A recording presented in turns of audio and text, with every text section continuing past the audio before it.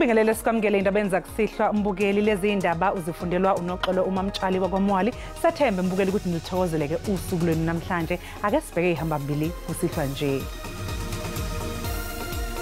Asimangali amaqembu anjengo-DA uma ehlasela iNSFAS ngoba yazi ukuthi enye yezinto ezibaluleke kakhulu ezenziwe yi-ANC lezi.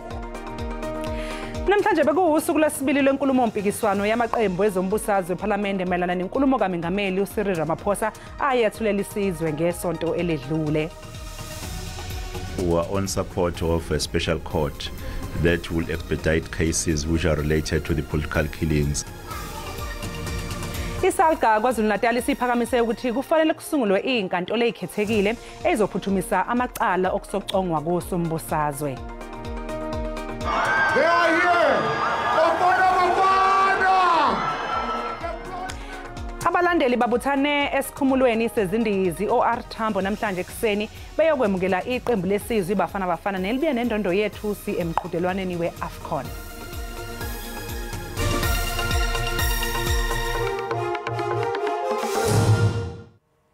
Undunankulu wase-Western Cape Ellen Vende uthi kuningi okungamaphutha okwenziwe uhulumeni ngaphansi kwesandla sobuholi bukaMengameli uCyril Ramaphosa. Amalungu eqembu elibusayo ePhalamende athi kuningi okuhle okufanele kushayelwe ihlombe uhulumeni. I-ACDP kanye ne-DA bakhwele badilika kuMengameli ngalokho abachaze njengokwehluleka kahulumeni we-ANC ezintweni ezingamaphuzu okuphatha kwezwe kanjalo nakulezo ezithinta udaba lwempi yakwa-Israel nePalestina. I believe that this government and the international community can end the war in Gaza within 3 weeks to a month if they want to. They will have to do the following if they are serious about ending the war. Firstly, they should prevail on Hamas to release all remaining hostages hidden in their tunnels. A party called the ANC, who cannot keep the lights on. A party who cannot keep trains running. A party who cannot keep Transnet costing us R1 billion a day. This is a party of absolute failure. Ngakolunye uhlangothi amalungu e-ANC ePhalamende wona avikele ukusebenza kahulumeni achaza nangalokho osekwenziwe uhulumeni weqembu elibusayo eminyakeni engama-30 edlule. And one of our most notable milestones is that ngo-2010 sidlulisele iNSFAS kubafundi basema-TVET ibikade ingekho phambi kwalokho. Okunye sifuna ukusho ukuthi asimangali amaqembu anjengo-DA uma ehlasela iNSFAS ngoba yazi ukuthi enye yezinto ezibaluleke kakhulu ezenziwe yi-ANC lezi. Umengameli wezwe uCyril Ramaphosa kusasa uzophendula ngalokho obeqophiswana ngakho kunkulumo mpikiswano ebihlaziya ngesimo senkulumo yakhe yesizwe ayethule ngesonto eledlule. Ngomgqibelo esiya kuwo iqembu eliphikisayo iDemocratic Alliance lizobhekisa amabombo eindlini zombuso ePitoli uyokwethula umqulu wezethembiso zokhetho njengoba kubhekwe okhethweni likazwelonke kanye lwezifundazwe olubhekwe ngabomvu. Viva! I-Democratic Alliance izobhekisa amabombo ezindlini zombuso ePitoli ngenjongo yokwethula umqulu wezethembiso zokhetho. Ukhetho lwalonyaka luthathwa njengolumqoka kakhulu emlandweni wezinketho kusukela ngo-1994. For the first time, the ANC will lose its majority in many provinces in the country. And for the first time, the DA has a pathway to now enter provincial and national government beyond the borders of the Western Cape. Iqembu iDA liphokophele ekudluzeni ANC ezintambeni zombuso kanti futhi nomlayezo walo ucace bha. The union building is the seat of the presidency and the executive, and I think the reason the DA has chosen that is to prepare citizens and to boost their campaign that indeed we're having a rally where we're actually going to be doing our job as the next government. Eyinethemba lokuthi ukubambisana kwayo kanye namanye amaqembu kuzothela izithelo. 11 parties have put in many long hours of work to forge the relationships that we need to form a new government.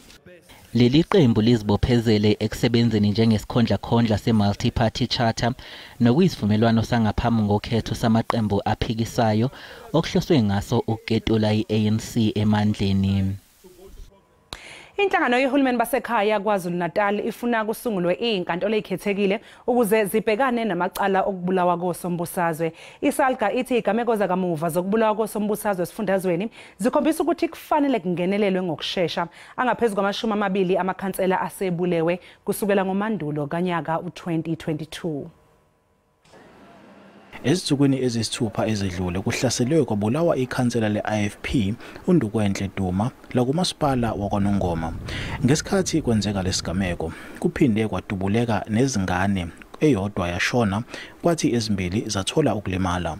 Lokhu sekudale ukwesaba ke ngoba elakileli lizilungiselela ukhetho lukazwelonke. Yize kukhona sebebushiwe kwezinye izigameko zokubulawa kosopolitiki kepha eziningi azikakaphuthulwa. Kulezi kukhona ke necala lokubulawa kwaloyo owayengunobhala wophiko lwentsha ye-ANC uSindiso Magaqa. We are on support of a special court that will expedite cases which are related to the political killings, and we believe that that are all actually recommendations that can help to see the mitigation to these prevailing killings. Untuli uthi omasipala kumele baqikelele ukuthi amakhansela avikeleka uma ngabe amaphoyisa esenza umbiko wokuhlonza ukuthi ngabe ikhansela likufanele na ukuhlinzekwa ngezokuphepha.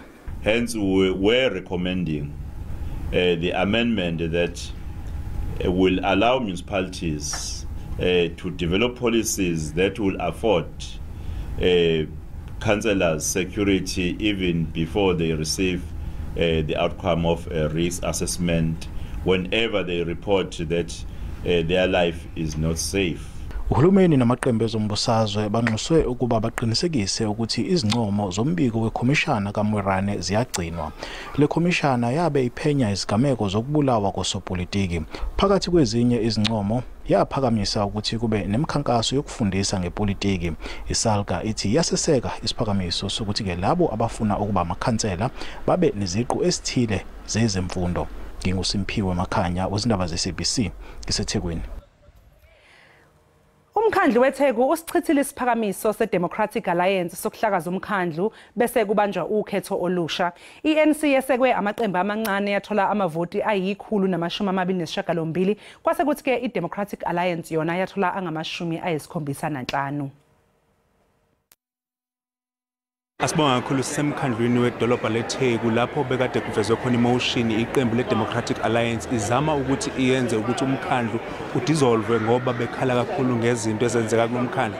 Kanti sokhuluma nosomlomo walo masipala ozositshena kabanzi ngale motion. Kodwa ke thina njengehhovisi lekasomlomo lokho ngikusho ukuthi kulomkhandlu wethu kunentando yeningi ngoba wonke amakhansela nenhlangano zepolitiki zivumelekile ukuthi zilethe noma iziphi izethulo emkhandlweni. Kodwa futhi okwesibili lokho kuqinisekisa ukuthi umkhandlu wethu eminye emkhandlu eSouth Africa enozinzo. Ngakho ke okwesithathu kuyakhombisa futhi ukuthi sivuyelekile ngoba akuyona emotion yokuqala ukufika le. Akhona kafika phambilini ukuthi kususwe noma kukhishwe umhlolisho bomeya nawe sawavumela kwavota achithwa. Kodwa ke futhi sikholwa ukuthi njengehhovisi lekasomlomo umsebenzi wethu kule council siwenza kahle. Asekho isidingo sokuthi umkhandlu uhlakazwe. Bekumsomlomo waseThekwini esixoxela ngabanzi ngodaba lokuthi bajabule kakhulu bengumasipala ukuthi bakwazile ukuthi bathola amavoti amaningi ukuvikela ukuthi kuhlakazwe umasipala waseThekwini. Asibisele izitambo ngakuwe studio. Umsolwa wesibili ecaleni lokubulawa kaSenzo Meyiwa uBongantanzi usole imantshi kanye noholo uphenyo ngokusenga eyimithiyo. uNtanzi uqhubekile nokuphekwa ngemibuzo mayelana nokuvuma kwakhe amacala kanye nezigameko ezimayelana nezinsolo zokushaya kwakhe abakwasidlodlo. Umsolwa wesibili ecaleni lokubulawa kaSenzo Meyiwa uBongantanzi usamile kwelokuthi azanga yalela uDominic Mjiyako njengommeli wakhe kodwa wahlangana naye usuku lwesibili lokuvuma kwakhe icala mhla zingama-24 kuNhlangulana ngo-2020. Are you telling this court that he did not know who he was on that particular day? Kusenkantolo mina igama lakhe ngilizwe mina sehlele esitulweni ekhuluma nosisi lo hayi umama omlungu ekhuluma nosisi embuza ukuthi ubani egala ngamuza ngane ngizwe igama lakhe ukuthi uDokozo nesibongo sakhe ngase ngangisikhohlwa manje sisi sibonge ngisijwayele Nkosenkantolo. Kodwa umqulu wemininingwane yemanje uVivian Cronier owayekhona uNtanzi evuma icala usho okuhlukile. It's written, do you have a legal representative? Do you wish to apply to the Legal Aid Board for assistance? And if so, do you wish to consult with him before making any statement to me? His answer was, Mr. Mjiyako is my attorney. Nkosenkantolo ngayiphikisa. Ubese phakamisa ukuthi uCronier kanye nomphenyi uBrigadier uBongani Gininda base ngeyimithiyo ngenkathi bethula ubufakazi. Evidence from that was given by Brigadier Gininda that on the 23rd of June 2020 received a call from what police station that there was a legal visit by one Dokozo Mjiyako. Nkosenkantolo akulona iqiniso la akazi uMjiyako angibone police station mina. Leli cala liyaqhubeka. Mbukeli okwamanje ke sathi nje ke qhu ngapha ngaseyitolo kanti uma ngabe sibuye sokuphathela udaba oluthi. We don't have residents, we sleep in the streets. Yesterday they kicked us out at student center, they removed shelter. Abanye abafundi base Cape Peninsula University of Technology eBellville sebephoqeke ukuba balale ngaphandle kwamagceke esikole ngenxa yokuswela indawo yokufihla ikhanda.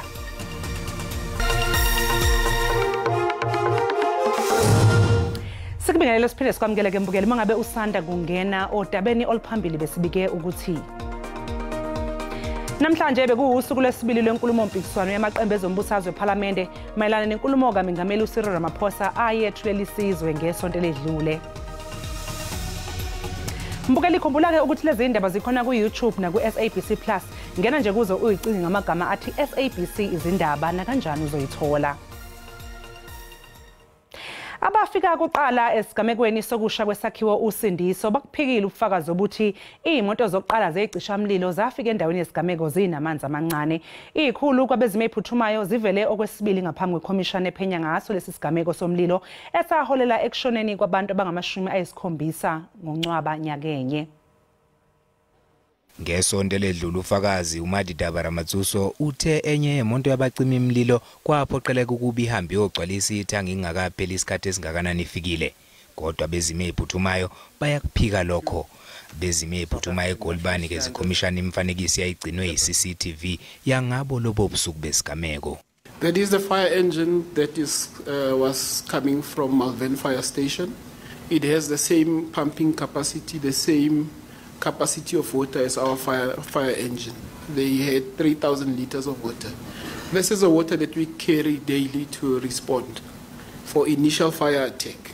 Kusenjalo idolobha iGoli kuthiwa liqale uhlelo lwethenda lokuthenga izinsiza ezintsha eminyangweni wezimo ephuthumayo. The process it's unfolding as we speak now. Not only now, the city has actually committed a lot of financial resource to make sure that EMS responds continuously.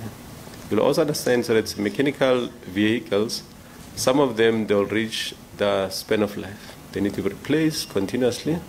We've got what we call vehicle replacement plan to make sure we become responsive to such measures going forward.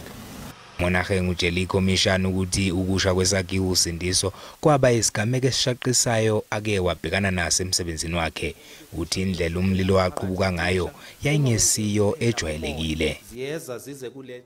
Sizoqhubeka mbukeli ke lesisigcawu esiphenya ngokushona kwabantu lapha osindiso lapho kwashona khona abantu abangaphezulu kwama-70. Kanti ke mangabe siqhubekela phambili nezindaba zethu abafana abayi12 basenqalene Eastern Cape basale bekhungathekile emva kokuthi behlaselwe bashaywa amadoda amabili. Laba abafana bebebhukuda ngesikhathi behlaselwa yilaba abasolwa abalusayo kule ndawo. Sithanda ukwexwayisa ababukeli abanezinhliziyo ezisheshe zizwele ngalombiko olandelayo. Lamakhwenkwana ukuya kuqubha emlanjeni njengesiqhelo emva kosuku olude tshiswa lilanga esikolweni luye lwajika lwayincindi yekhala. Azibhaqe engamaxhobo okubethwa ngabolusa ababini. Amanxeba amatsho okubethwa ngeentonga nezabhokhwe asabonakala emizimbeni. Kuye kwafuneka laliswe esibhedlele ngenxa yobuzaza bomonzakalo. Abazali bawo basothukile. Kwafika besuthu ababili bababuza inkunzi yenkomo abayazi bona lenkomo bathi mabangene emanzini bayababetha ngokuba bafake emanzini then babakhuphe bambuza umntana ba iminyaka yakho mingaphi othe uyi12 iminyaka yakhe ulaliswa phansi ubethwa imivimbo eyi12 yemvubu aphezulu impundu babelimele bebethwe ezimpundu nasezifubeni nasezingcabeni ngemvubu. Sibacaphukisile abahlali bafuna umthetho udlale indima yawo. Kakhulu msasazi ngoba abantwana bethu sibakhulisa ngebhola thina siyazikhathazeka kakhulu xa ngaba abantwana bethu bekhathazwa ngabantu abahlukumezayo. Kuvulwe ityala lokubetha kwisikhululo samapolisa saseNgqeleni. Akukabanjwa mntu okwangoku kwaye uphando luyaqhuba. Kwindaba ze-SABC ndingufundiswa Mhlekude e-Extension 4 eNgqeleni.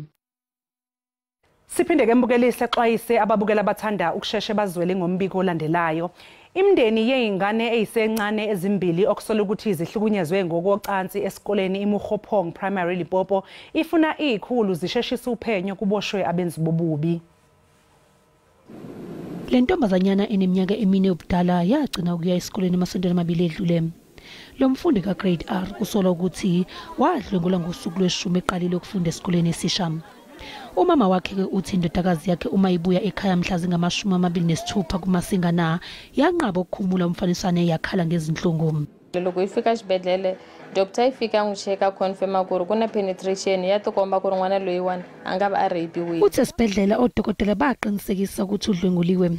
Uthi uma bembuza ukuthi kwenzakalani yathi yadonswa umfana osekhulile owayeqoke umfaniswano wamlimaza uma ekhala wamvala umlomo. Nalo mndeni ke ukhala isifanayo njengoba uthi indodakazi yawo yadlwengula kuso lesikole ngo-2021. Umndeni ukhathazekile ke ngokuthi ezinye izingane zingase zibe izisulu. No ka mokgwa bolelang ka gona o bolela ro motho a dileng loje gona ana ka kwa sekolo. Uthi ukhathazekile ngokuphepha kwengane yakhe njengoba umuntu omhlukumezile ekuso lesikole. Uthi abanayo imali yokumisa kwesinye isikole. Amaphoyisa ke athi luyaqhubeka uphenyo. The first case, which was reported in 2021, currently it is closed. But should there be a new information which directs us, otherwise we actually follow any possible leads that comes our way. But with regard to the recent case, which is actually involving the 4-year-old, our investigations are going on. Amalungu omphakathi asebambe imihlangano eminingana ukuthola izindlela zokuqinisekisa ukuphepha ezikoleni. Abafundi basesikhungweni semfundo ephakeme iCape Peninsula University of Technology eBellville eKapa bathi baphoqeke ukuthi balale ngaphandle kwamasango esikole njengoba bengenayo indawo yokuhlala. Abafundi lithi lisitholile isikhala zokufunda kulonyaka kepha indawo yokuhlala ayibonwa. We don't have residents, we sleep in the streets. Yesterday they kicked us out at student center, they removed shelter for us. So now we are sleeping here. This thing has been going for like 2 days now. They closed the gates the whole night. They just opened it now. We slept here. Now, as you can see, our beds. We're outside the gates and it's not safe here because now there are many, I would say, thugs that can rob us and take our laptops so that we can't study. And even the food that we eat is fast food because we don't have places to cook. Inyuvesi ithi abafundi abaningi abalala ngaphandle kwamasango alesikhungo eBellville eKapa kudinga baqinisekise babhalisile. CPUT receives hundreds of thousands of applications. That doesn't mean that you are a student. And so what we see at the beginning of every academic year is an influx of applicants hoping to come and clarify their status within the institution as a student. Abafundi esikhungweni saseKapa bathi nabo babhekene nenkinga efanayo. Abafundi kumele baphumele ngamaphesenti angama-60 ukuze bathole indawo yokuhlala.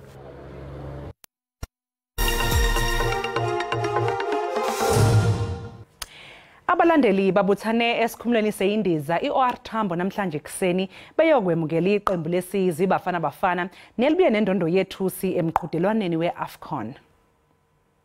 They are here. Bafana Bafana. Abalandeli batheleke esikhumulweni sezindiza nedatha kuso uzokwamukela iqembu lesizwe. Leli qembu seqala ukudonsa abalandeli futhi ngemuva kokudlala kahle kuAfcon.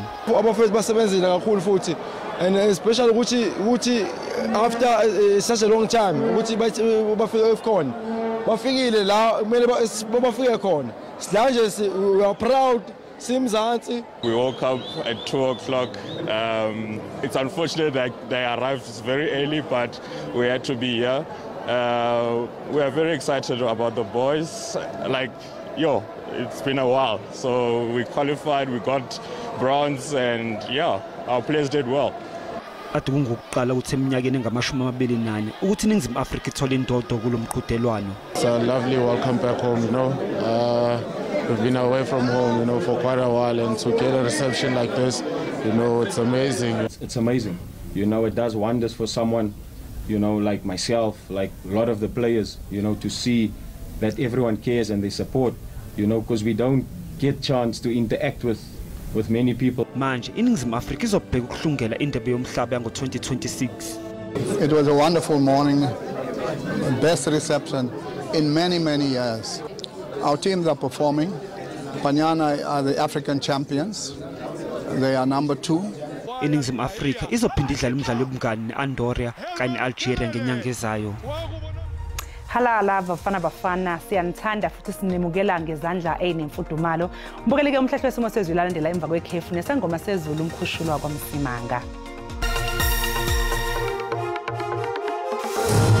Kwayintokozo mbukeli ukuthi siphinde sihlangane njengoba sithi mancane amathuba emvula ephelezela ukuduma besendlulile kwezinye indawo maselizilahla kunini kakhulukazi lapha ko-Rustenburg yongena eGauteng uyongena koSekhunda eMpumalanga yalapha kwelaseFreystata eduze kwentaba zokhahlamba phansi lapha eStern Cape angahamba mancane nje amathuba lapha koMthatha libalele mawungena engxenyeni ke senkabeni entshonalanga kanti ke sika ngamafu kakhulukazi ke ogwini olapha ngaseningizimu kanti ke kusasa singalindela ukuthi abe makhulu nje amathuba mawungena kakhulukazi ke engxenyeni ezilapha eKapa kanti ngahamba mancane mawungena endaweni ephakeme uyongena lapha koBufoto wasisho sithi ke nasengxenyeni ke ezilapha eStern Cape makhulu ke kodwa endaweni ezingasogwini abe mancane mawungena eningizimu eKwaZulu Natal imvula ezingaphelezela ukuduma ngokutsha kwenhlamvela ngiyosondela eduze kwentaba zokhahlamba iMpumalanga eFreystata uyongena eGauteng kanjalo naseMpumalanga yalapha eNorth West sisho sithi South African Weather Service iyasikhiphe isixwayiso sesimo sezulu esingathanda ukubhebhethisa umlilo kakhulukazi ke engxenyeni ezingapha ngasentshonalanga ukusondela njalo uyongena ke engxenyeni esenkabeni ikakhulukazi lapha koBloemfontein kanti ke nomoya ungathanda ukuba namandla mawungena ikakhulukazi ke engxenyeni ephakeme zalapha eStern Cape kanti ke singawulindela futhi lo moya ukuthi ke ube khona onamandla ikakhulukazi ogwini olukwaZulu Natal ukuyongena lapha ikakhulukazi ke engxenyeni ezilapha ngase-Eastern Cape koMageti sisho sithi ke amazinga okushisa ngivumele ngisho ngithi ke ebusuku banamhlanje lithanda nje ukuba phakathi enkabeni yezo kodwa lifuthumele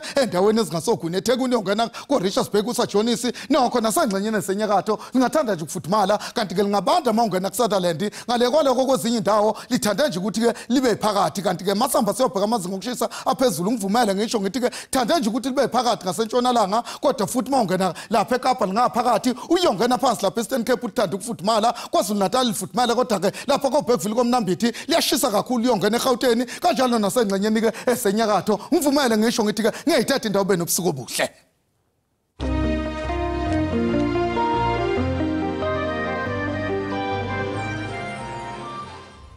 Mbukele siguqisa lapho ke ezakusihla ebesiniphathele zona kusasa bakhona ke oza kwethu ngolwimi lwesiXhosa nibe nobusuku obuhle nisale kahle.